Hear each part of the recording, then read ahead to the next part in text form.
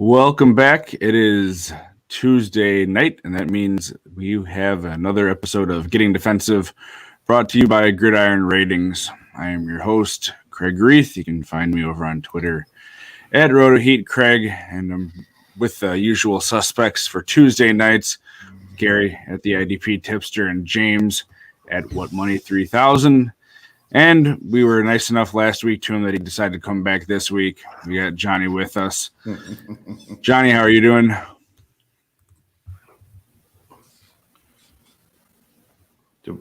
Good. How you guys doing? Sorry, my internet cut out for a second. Good. How are you guys? How are things? An interesting day. Interesting day every year with the cuts, majority of them coming. James, how are you doing? Doing well. Excited to kind of go over everything. We're getting closer and closer to actual football season. You know, it's no longer week one hype. It's almost actually here, which is crazy, but also this is the time of year where people kind of start going insane. So it's also kind of weird. Yeah, and I'm sure we'll be going over some of that tonight. We're actually going to start off the show, since it's all sort of, for the most part, is going to wrap up into like one large news segment of stuff that's gone on here. Go into James's segment. So, James, what sort of topic did you want to cover with our listeners tonight? Yeah, tonight's topic is a topic that at this time of year is generally not thought about. It's just trades and your team contacts and other people's contacts around with trades. And you might be wondering, why am I talking about trades right now? It's draft season. The only time of year that people love to death. Got to draft people here, got to draft people there, got to build my team perfectly. And I get it. People like that, but also, you know what also this season is? You haven't made a bad trade offer yet. It's sad, but it's true. Your trade offers are not bad yet. And the whole purpose of this segment is to think about, why are things not bad? And they're not bad because you haven't decided to insult someone else's intelligence with your trade offers. I know I'm coming at our viewer pretty hard here, but it's also kind of a fact that many, many, many people, and you're likely included in this, don't know how to make a trade. This means that you piss off other managers when you offer them something that's just not what they're looking for. You know, maybe you have Jesse Bates, Minka Fitzpatrick, and Jordan Poyer on your roster, and you're looking to trade them. And instead of looking at the guy you're facing's context, and you decide to say, oh, I'm going to give you Poyer for, I don't know, Ernest Jones, Gary's favorite player, but they already rostered Jordan Adams and Buda Baker. It's a situation where they're not going to invest in them at all. So why would they invest in get a guy like Jordan Poyer? And you go, well, I didn't look at their team. I just wanted Ernest Jones, so I made that offer. And that's your first insulting of intelligence. Someone did that to me, I'd be like, what are you doing? And you need to focus on what needs to be focused on in trades, which is both sides need to get something. Many people focus on trades as an opportunity to screw somebody over, an opportunity to strike it rich. This guy has no idea this guy's a starter. I'm going to offer him absolute trash and hope he accepts. And while, yes, you do get that offer accepted once in a generation, the whole rest of the time you're just insulting your league. And maybe you don't care. Maybe you're not playing with your friends. Maybe you're a gun for hire. But in all likelihood, you're not. And you don't want to hurt your personal relationship with friends by just insulting them. Trades are not about dominating someone else. They're a give and take relationship. Trades are risks. You're getting new players in, you're giving players up, and in all likelihood, one side will lose. And there's no secret formula. There's no excellent way of creating a trade where you magically have a 70% chance of winning or 60% chance of winning. It's very much a coin flip. So accept it and have fun. And if you can't take a risk, then don't even offer the trade. Don't insult the rest of your league if you're not willing to take the risk. Just let it go and make sure your league mates have fun, because ultimately, above pretty much anything else, fantasy football is about having fun. So that's what this diatribe is. Just have fun, and if you can't take a risk, don't offer the trade. Don't be the guy who offers a bad trade all season because you haven't done it yet. Just don't do it. Yeah, I think, it seems like every league I'm in anyway, and most of them are with at least a few friends, there always seems to be at least one or two people that insist on sending trades where they win, and they don't make trades unless they view themselves as winning. And it's always a bit confounding.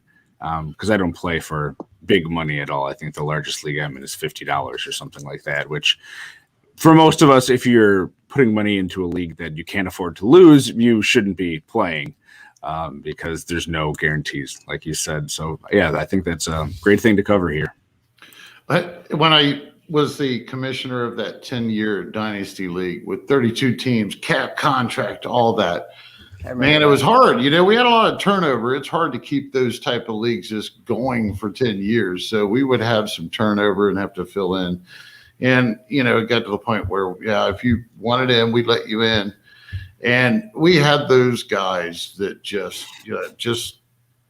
if they don't win the trade, they're not doing it. They would take advantage of the week, and you would just watch this pound these guys and, you know, just strip them of everything that they had off the top. And even if we had a voting system for this, you know, for those to pass, it was still over and over. And I would talk to these guys, hey, man, come on. We want this to last, you know, quit. Man, it was a fair trade. I'm like, you got to be kidding me.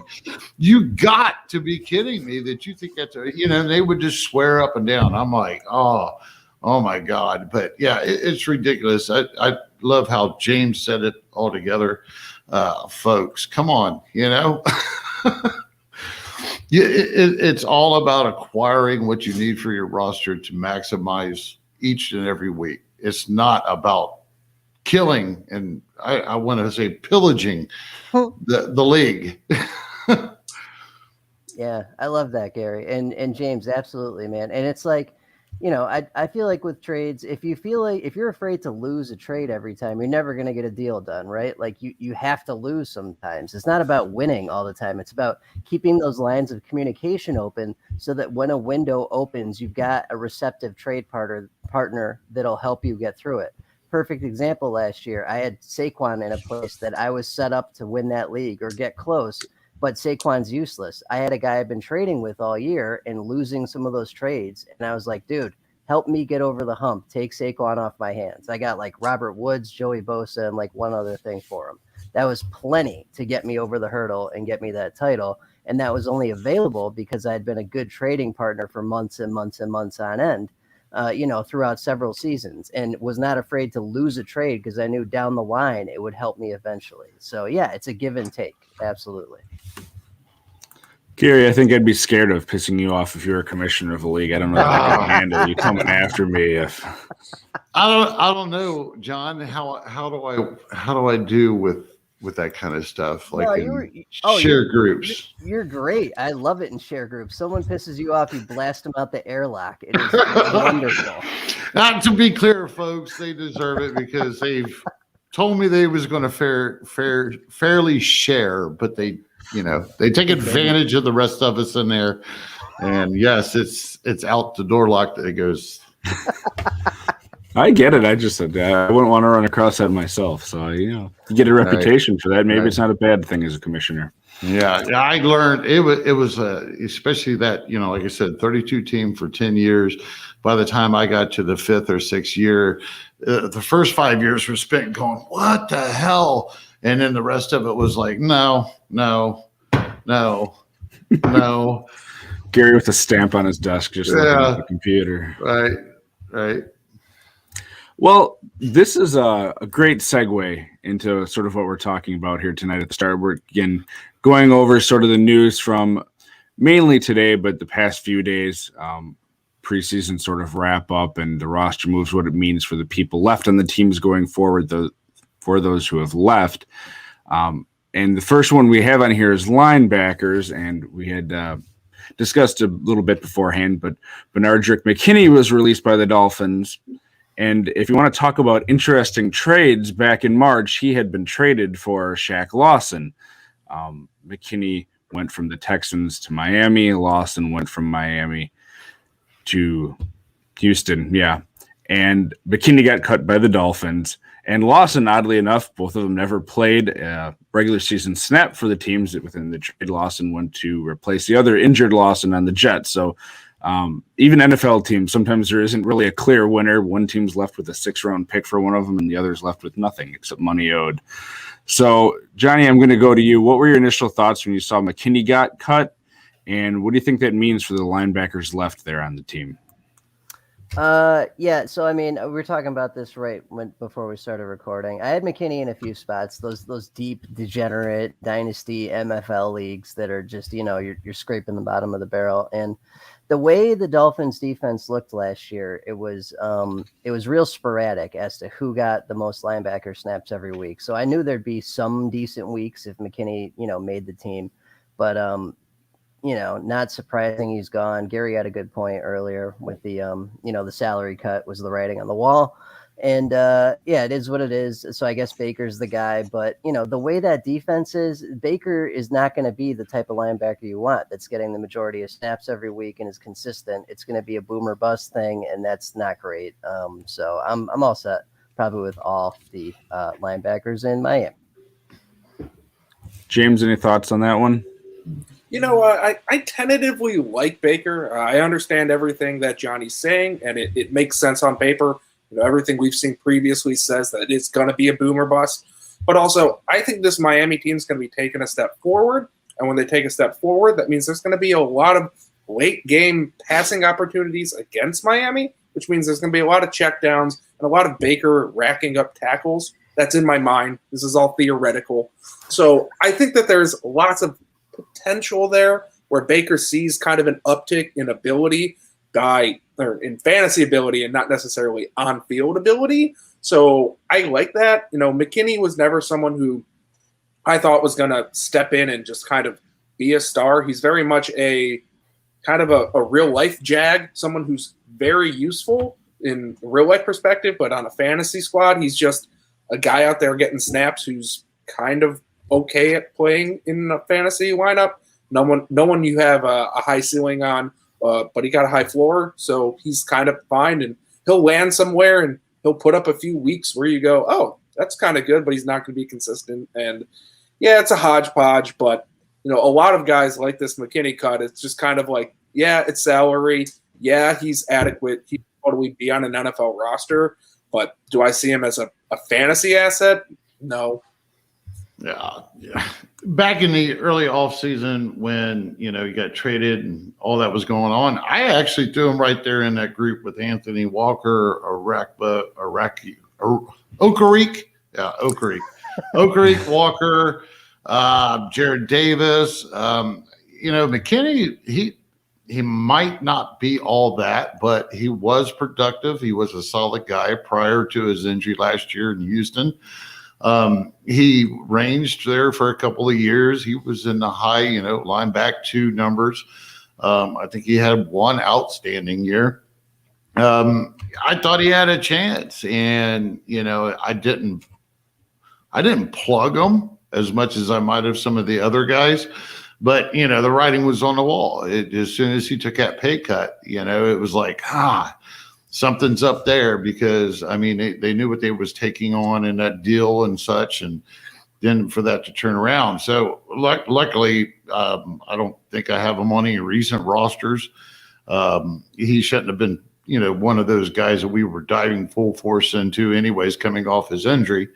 But, Roberts come off the PUP list or something, come off injury reserve, and he showed up. He was there last year for Miami, and apparently McKinney wasn't getting the job done. So, and again, yeah, it's Baker's team at the linebacker position, inside linebacker position. I've grown so frustrated with this whole Baker situation. In the past, I don't think he's really been all that good, on paper, grading, whatever you want to call it, on film. Even as a Ohio State fan, that's disheartening. But, unlike going the route that Darren Lee went, Miami's decided that they wanted to pay him, and they paid the man to be there. So we've got to expect that he's going to be on the field. I'm not looking too much into Roberts, because last year, if they do anything like they did last year, when Roberts and Baker were both healthy, Roberts was a part-time player. So barring something happening to Baker or Baker falling apart, it looks like he's the man to own, and just the rest are voids for me. All righty. The next two was kind of interesting. Which one of these I wanted to throw to Gary, but we'll save that for the next one. So James, 2019 second-round pick Jelani Tavai was cut by the Lions after seemingly not fitting in there with that linebacker crew, which seems like going to be some combo of Anzalone, Collins, and Derek Barnes. With Tavai gone, do any of those three really interest you for this year? I mean, I kind of think Collins, in a sense that he's kind of has potential, but it's Detroit. This team is not going to be doing very well. You don't want to roster and start any of these guys. So, yeah, sure. If I throw a dart, I'll throw it at Collins, but I'm throwing a dart. It's a guess, and it's, hey, is there some kind of hidden talent way back in there that could show up this year? No, but I'm throwing a dart, so there's my dart. Gary, I know you have a little bit more invested in what happens with that Lions linebacking crew. What do you think about them? Oh, yeah. I mean, the writing was on the wall. I think here's what I really think. If you really want to know what I think it was a pure add-on. The Patricia did not know what the hell he was doing. He reached for this dude. I don't know what he was thinking back when he did. Everybody was sitting around kind of, they was either surprised or excited if he was a Lions fan, thinking, you really hit that big-ass gold nugget. And the guy just, he couldn't even make it as a depth player this year. So you got to give kudos to Barnes, the rookie, for helping pushing him off. They signed Alex Anzalone. Right now, he is penciled in to wear the dot and start the season as the main starter next to Collins. Just a total waste of time for the Lions. We've been waiting for the Lions. They have not had anything for us. A little bit of Trey Flowers, a little bit of Walker. They ripped that out from underneath you. Come on. Hopefully this is a whole new era. Of course, we were saying that when Patricia got a hold of it, but it just kind of crazy. Johnny? Yeah. And I remember last year, too, when Patricia actually got blasted out into space where he belonged. We thought those few weeks afterwards, like, things would return to normal, but they didn't. Like, Tracy Walker didn't play his normal snaps, and they're still playing weird games at linebacker with guys you'd never heard of. Reggie Ragland played a lot of snaps for them last year, for Christ's sakes. Like, there was some weird stuff going on, man. So, I mean, hopefully we're back to normal. But full disclosure, I'll take Jeff Okudah if the matchup's right. That's it on this team. I'm done. I'm set. Waiting for some normalcy, apparently. Yeah, please. All right. So we have one more here, and I wanted to save this one for you, Gary, to start off because it may be a little bit of a victory lap here with the linebackers, but A little bit. well, we'll see how he tempers himself. I needed this. Gerard Davis is hurt. Laquan Lewis is banged up. Brandon Jones has been hurt. I needed this. I'm hoping this is the momentum he needs. But yeah, Micah Kaiser was let go by the Rams, who we know had some fantasy relevance through sort of the IDP production by default that have been discussed on the show here before. But Gary, do you think that this is the sign that Jones is going to be the starter there week one for him and take over, or is it going to take a little bit yet? I mean, we still have a week or so here. I keep seeing that Kenny Young is going to be in there. Kenny Young was who I was pulling for last year. Even wrote an article about it. I don't know how he wasn't the main guy last year. Kaiser was not the guy that they thought he was. But either way, I honestly don't know. I want to say yes, but I think that it's going to be more of a situation where we could see him second, third week start getting some plugging in. I was talking about the PFF grades of these guys. Young, he graded like a 40 or 41. Now, PFF grades aren't, the Bible folks, but this is just an example of on-field play. Kaiser was at a 40. Those are both very poor. The Reader, which we know he can't cover with a shit, he actually did manage like a 60 or something, I believe. So he wasn't like terrible. Naturally I'm gonna plug Ernest Jones because his draft stock and liking the guy. But basically, he's only been so good during the preseason. He's actually not stood up, but I don't think that I've read anywhere or seen anything about him playing with the first team in these preseason games. So if you've got a second team that you're playing with, you're going to get a lot less results out of the inside linebacker position. He's going to have to shred a lot more blocks. He's going to have a little bit tougher time. I'm hoping that he's just ready to turn that corner.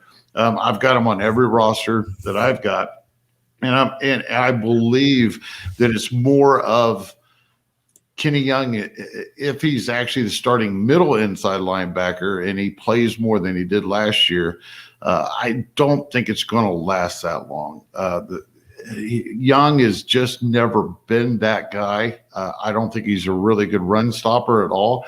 Matter of fact, it was last year, I believe they were, he was a weak side linebacker, only playing like 20 or 30% on most games of the snaps. So it's still far-fetched, I think Jones will be the guy, hopefully sooner than later for us. That's about the best I got on him. That's a little bit more temper than I think people were expecting here, Gary. I mean, very realistic, which you need, but it's good to not be always victory lapping like we see online so much. It's a rookie to begin with. It's a luxury it's a luxury if he works out. So it's not like I planted my flag completely up his ass. I just was right there, was halfway. Right. It's a rookie. James, I know you're in the same boat in terms of rookies. Do you think that Jones takes over at some point this year in the middle for him? I am in the same boat as rookies. We've gone over this countless times. And, I think some of Gary has just worn off on me. I've started to come around on Jones because, as I think all of us would agree, Micah Kaiser was not the answer. And while I don't think that Ernest Jones just has this ungodly amount of talent because I can see it, I think that the Rams are going to be able to put someone out there who's going to perform. I mean, you remember Alex Singleton. He was not exactly someone who came up and was just a superstar. And, he performed at a fantasy level despite being on field, not the greatest linebacker of all time. And I like whoever's going to go in there because I just trust that they're going to work well in the system. This is a very layman's term analysis. This isn't anything that people really want to hear because I'm not saying, oh, I see, he has a great snap percentage or he has a great performance in the future. But, when you're guessing at rookies, which is what you basically do on the defensive side of the ball after the first round, Jones is a guy I want to guess on. Johnny, any closing thoughts on Jones? Yeah, no, I like it. I think whoever gets the position is going to be good. I mean, so John Johnson's gone. Who else is really eating up tackles there? When Littleton was there, he was super productive, and that wasn't a skill thing as we saw on the Raiders. You know what I'm saying? So it's like whoever gets it is worth it. We've got like our Slack chat at the site, and this guy was guessing on Kaiser, and obviously it wasn't. So we were talking today, like, yeah, go grab Kenny Young. He's free right now, and whoever the next guy is, just stay in front of it because you just want that warm body all this year, whoever it is. Hey, Kenny Young might actually surprise the shit out of us. Who knows? And throw a little bit of what's going on with that defense. I mean, the last I heard, Jordan Fuller, the free safety, was calling the plays on the field as the defensive signal caller. You got Tyler Rapp, I believe, playing the strong safety position. Rapp, and as far as I know, he's nothing special. So you get beyond that line and it's just there's a lot of production that's going to be there for whoever is playing at middle inside linebacker. Corey Littleton, I don't know if anybody ever knows this, but I believe he's an undrafted was an undrafted signing for them. So, they just don't put a lot of stock in that position. And this is the first year they've even come close to putting any real stock into that position when they drafted Jones in the third. And they had no other first or second round picks. So it was notable to begin with.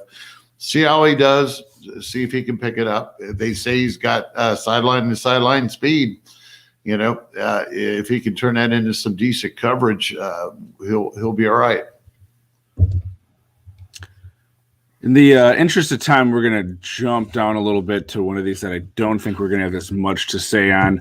The IDP cuts today were not as interesting overall as some of the offensive ones. There wasn't a whole lot for defensive linemen. I don't mean to interrupt you, Craig. Before we get into that, you want to hit the comments? Sure. We had a guy on there. I don't know if you guys knew who the second player in this is. I can't help. And somebody's saying hello to you, Johnny. Oh, hello. Who is it? So you want me to read it off? It said thoughts on. It's Nate. Hi, Nate. Oh, is that Nate? Yeah. Hey, what's up, Nate? We have to get Nate on here. Thoughts on waiver pickups such as AJ Klein or Marco Wilson? I have no idea who Marco Wilson is. So Klein is a backup, as far as I know, on the Bills. He's Right. behind Milano and Edwards. Yeah, he plays. I think he plays the strong side linebacker position, but it's a part-time role. He got a lot of play last year for about 3 or 4, maybe 5 weeks, and because Milano was out. So yeah, I mean, when it comes to Marco Klein, Wilson. go ahead. No, I was just saying Wilson is a safety. He's a rookie safety for the Cardinals, which, the whole sort of on the field being targeted depending on how things shake out. There's the talk of the corner possibly retiring. Maybe if he's the dart throw you want to go with, go for it. Across from Murphy. But I'll pipe up here because I talk about how rookies are useless all the time. I like Wilson as a dart throw specifically because when he busts, he's going to bust essentially immediately for you. After week 1, if he's not on the field, not getting any snaps, you'll feel completely fine cutting him. And after week 1, if he's on the field getting snaps, you're pretty likely to hit a profit pretty fast.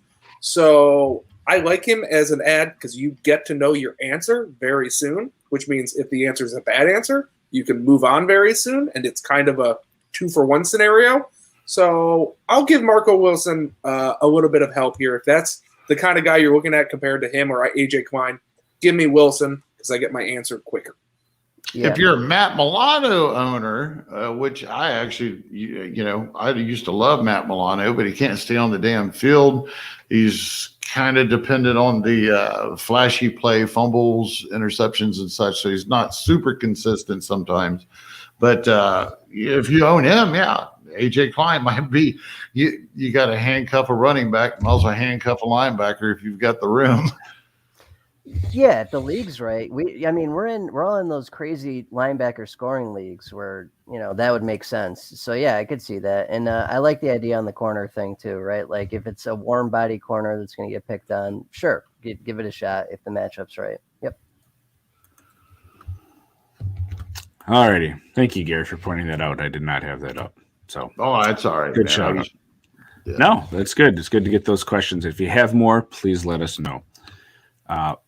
For defensive linemen, no, there really was not a whole lot. These are some names that once upon a time may have had relevance, or we're hoping. We have more. Well, I don't even see these on here, so yeah. Go for it. Well, here's the thing. They've put them on our account. Hey, folks, if you're listening, which if you're listening, then you know to write it in here. But these are coming off the Getting Defensive in my account. So you're going to love that one. We're going to get to it, folks. Oops. Can you Thoughts say it? on Jermaine Carter, and then a really deep cut with Divine Diablo. So Carter, it sounds like with Carolina is going to potentially have a starting position for whatever level of snaps that is for sort of their second linebacker. And then Diablo, as far as I'm concerned personally, is just part of that enormous mess that is the Raiders linebacking core that I really want nothing to do with until I see how it plays out with them bringing Perriman over, Diablo being switched to linebacker from safety. As far as I know, they still have Littleton, Kwiatkowski. Morrow's hurt, but you'd expect him to probably play when he gets healthy. I want nothing to do with it. Johnny, any thoughts on either of them?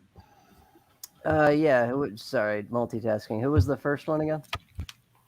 Jermaine Carter on the Panthers. Oh, yep. So I can tell you exactly what that looked like. That started about week 10 or 11 last year. And that was like 55, 60% of snaps, and it was not much production at all. You could probably skip that entirely. And Diablo, I'm with you guys. Not into it. James? I actually... Okay. Yeah. Oh, I was going to say, I'm going to come up and actually have a differing opinion here with Diablo. I don't know what's happened. Maybe I hit my head or something, but apparently I like rookies now. Diablo going to, and being a linebacker means he could get some default by production at the linebacking core. Not to say that there isn't a giant seaweed of mess in front of him, but it could happen. And if you're throwing darts, he's safety eligible in sleeper leagues. Which means if he hits, which is not likely, but if he does, you've got yourself a very good, maybe even an elite DB because he's playing linebacker. So when you're throwing darts, these are the things to look at. Because if you hit there, it's a really nice hit. You guys remember when Oluokun was a safety last year for some reason? Nicholas Morrow was a safety last year for some reason. So, yeah, these guys can be weekly players. So, sure, with him becoming a potential linebacker who's going to get linebacker play and therefore linebacker skills at the safety position in sleeper, yeah, I'll throw my dart there. He's a totally fine pickup to, again, roster, see what happens, and if he fails, he'll fail fast. Oh, I can't wait. Sometime we're going to have to get together when you come home to Cleveland, James, or we're going to go play darts. Anyways,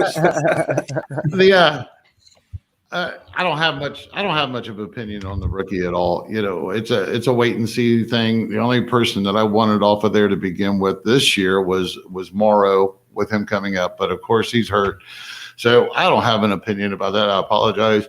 But I will mention that I was actually really banging my head. I had some things to do for my start-sit charts, and I was trying to figure out the whole Hussein Reddick and the Jermaine Carter situation. So I actually went back Game Pass and watched the game.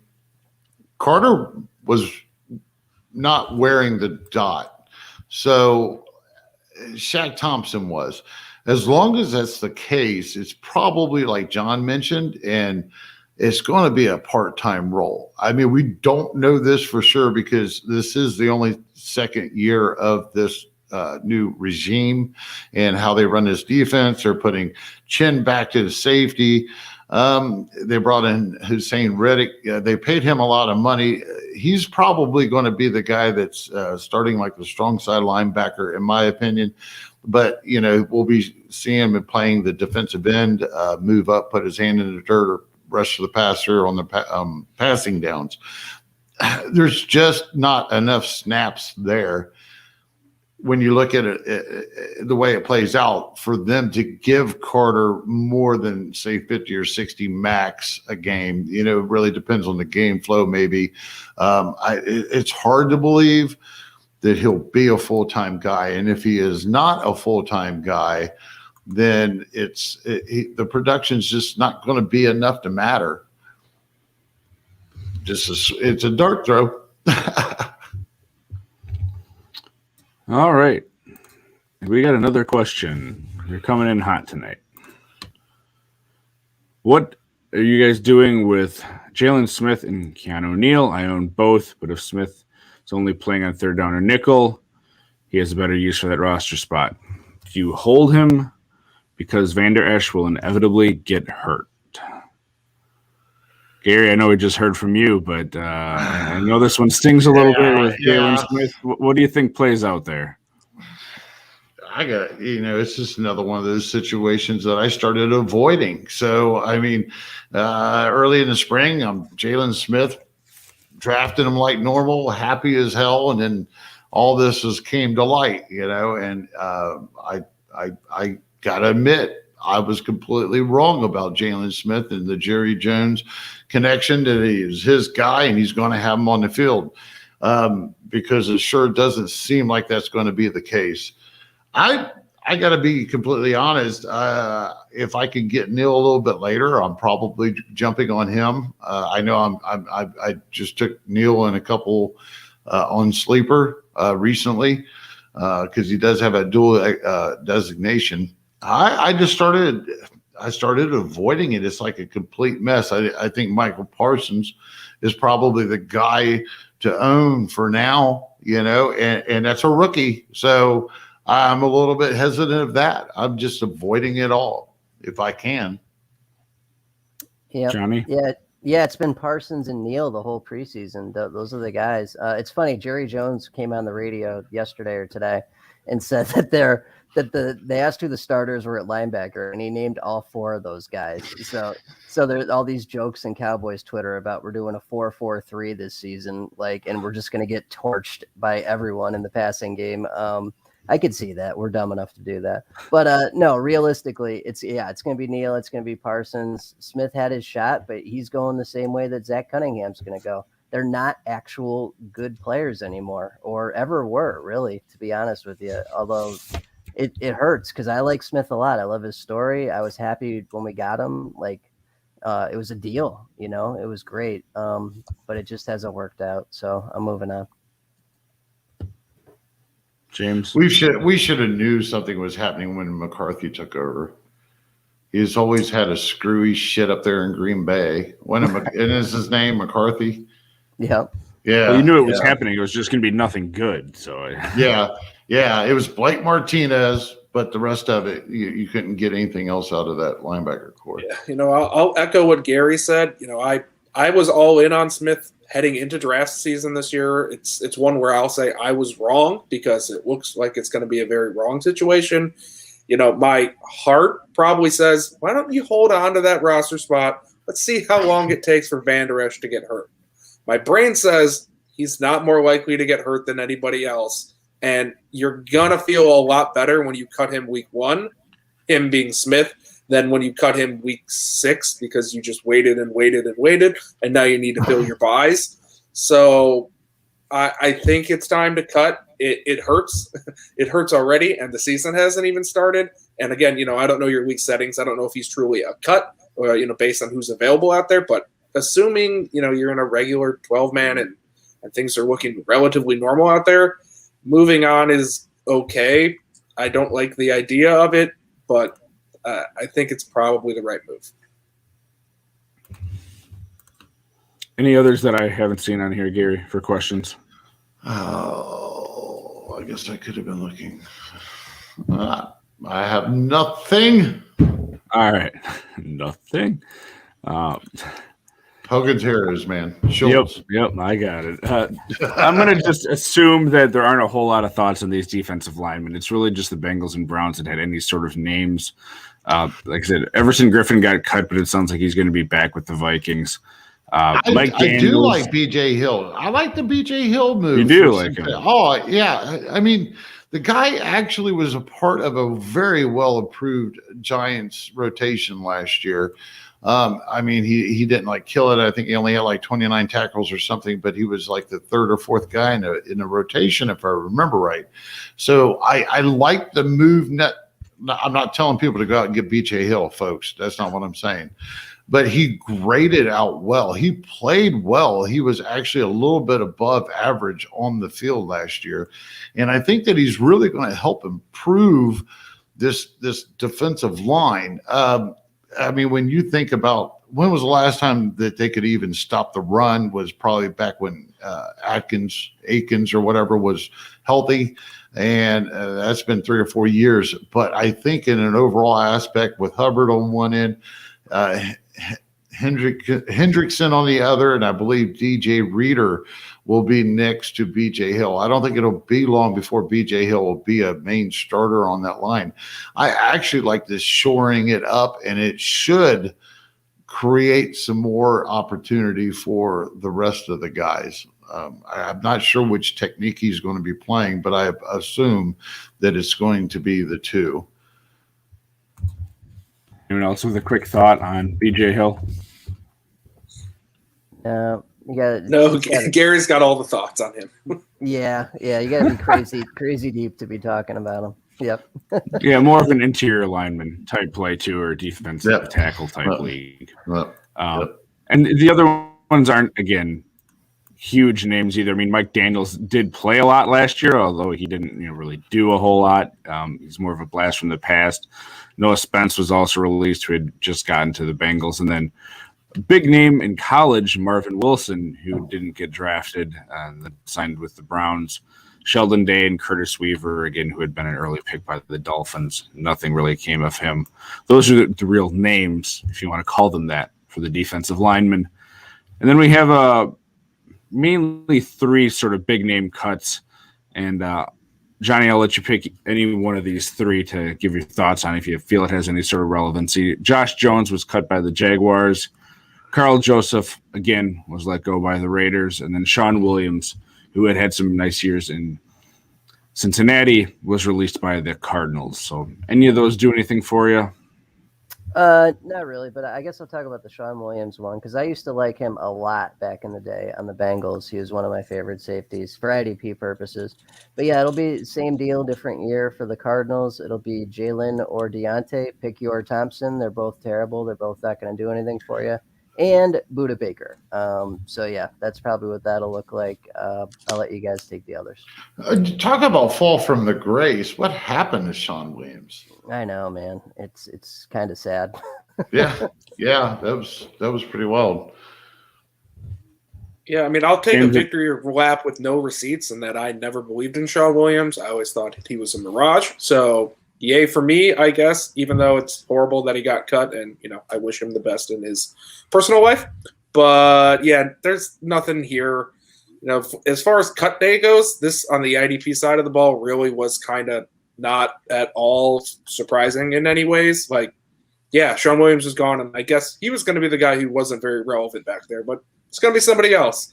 Not that big of a deal, and I'm kind of just I don't have a lot of thoughts because my thoughts on these guys are they're on your roster. It's because there's no one to pick up as opposed to you believe in them.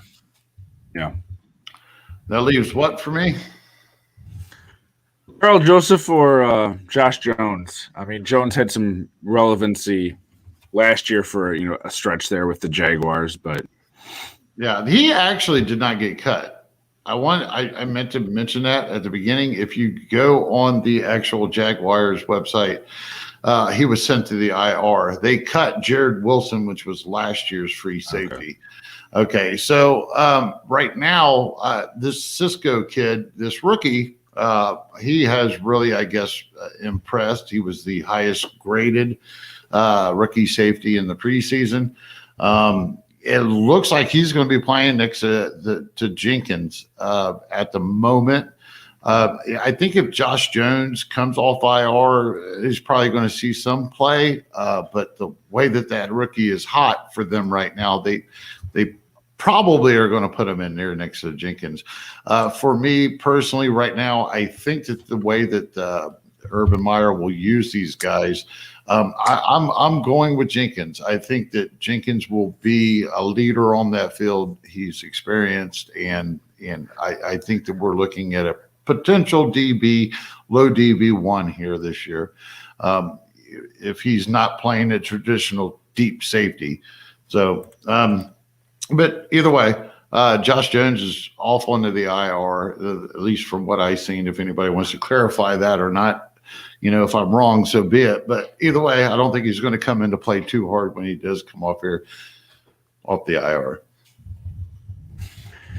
And before we wrap up, more questions. Yeah, we got one more question here. It is in a standard tackle-heavy league. He clarified later. He drafted Nick Bolton in the 4th and picked Willie Gay off waivers. any of the following better than one or both? Jamie and Sherwood, one of Gary's favorites, Drew Tranquil, and Alex Highsmith. Rank them in order, please. He's going to keep the top two. I'd take Tranquil over either one of them. Jalen. Yeah. I'd take Tranquil over either one of them personally. Yeah, Highsmith last on that list because he's going to be big play, splash play dependent. Yeah, there's going to be no consistency there, no tackle floor. Yeah, and I'll say the same thing Gary said. Give me Tranquil. No consistency with Highsmith. So in a tackle-heavy league, not interested.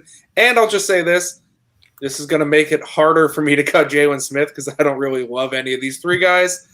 Again, if you do it, it's fine. But it makes it a little bit harder. That's all. No. I think we ought to sum up real quick. I think your problem with the Kansas City guys is if they run that defense the way that they usually do, everybody gets snaps. Everybody in the whole damn inside linebacker core will get snaps during the game. You don't have a full-time guy. At least that's how it's been. So they would have to change their whole philosophy. Bolton or Gay or both of these guys would have to come in and really just wow Reed, I guess. I don't know what it would take to get Reed to put these guys on full-time like they used to. But, as it is, I think that, if we're all correct, I think your better path would be Tranquil because if he has or does beat out White, which he has before, then he'll be a full-time player, and there's in that term, production by default counts. You got to be on the field to get it. Mm-hmm. Well, thank you everyone for joining us tonight. And especially for the questions. It always makes things go a lot smoother and a lot quicker when we have things to discuss other than just sort of this, unfortunately for our talking points tonight, blah news. But while you're watching us, make sure you have subscribed to the YouTube channel for Gridiron Ratings. Every time they hit a 25 subscription milestone, they have a drawing for the $40 2021 ratings and playbook PDF that they keep updated. So it's a steal at that price, steal at any price. But if you can get it for free, free is great. Johnny, any final thoughts here tonight for the people, or want to tell them anything you're working on? Yeah, no, I mean we got real football next week. I'm pretty pumped for that. My Cowboys are going to get annihilated on a national stage in front of the entire nation. I can't wait. It's going to be wonderful. This year I'm working on a Streaming Corners article because I'm a weird person and people, no one wants to read it, but I like writing it. And The Monster, which talks about everything that happened every week with every defense and all the IDP relevant stuff you need to know. Find that at idpguys.org. Thanks for having me on, fellas. James, anything? Nothing specific because I'm just overwhelmed with the fact that football is actually here. I'm going to watch my Browns play the Chiefs, and I'm very scared, but also very excited. So I'll take that. And Gary, any parting words of wisdom for everyone tonight? I've been working on those start sit charts, the new ones for this year, folks. I'll hopefully have for the members. I'll have them out Monday or Tuesday of next week. Start cranking them out for you so that you'll have the right guys in at the right time. Of course, we all know don't sit a stud. Don't sit a stud. It's week 1, folks. We don't know shit until after the season gets going. That is correct.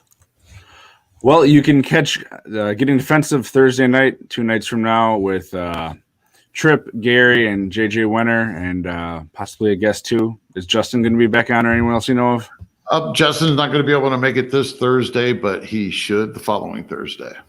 All right. Well, make sure you tune in every Tuesday and Thursday because we'll be bringing you the news. And like they said, next week it's sort of going to be hopefully a lead up into those games that start on Thursday. So for all of us here tonight, thank you, everyone. And make sure you tune in on Thursday.